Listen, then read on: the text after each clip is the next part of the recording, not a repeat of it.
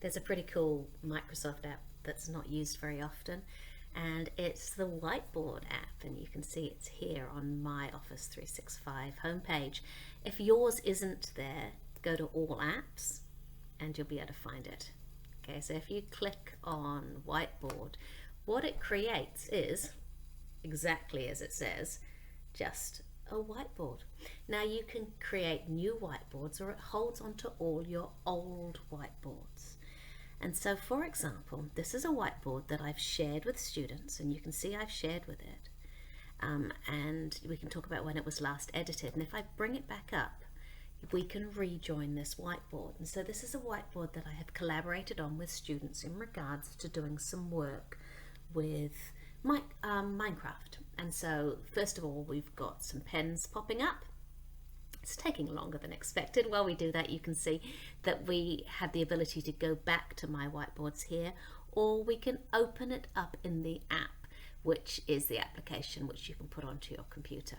If you open it in the app, you have a few more options, like putting in pictures. And so you can see here that I've worked with students on this, and if I make it larger, we can see, let's go to this one, all the different things that we've done. We can move around on it. You can see that they've been thinking about going into the solar panel, vegan, no fossil fuels or coal. We've put images up, they've been drawing, and they've been typing into it.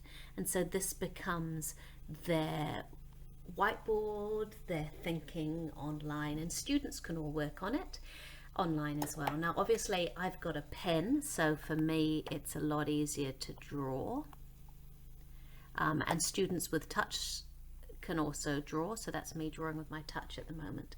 Also students can type onto there as well, which makes life quite easy.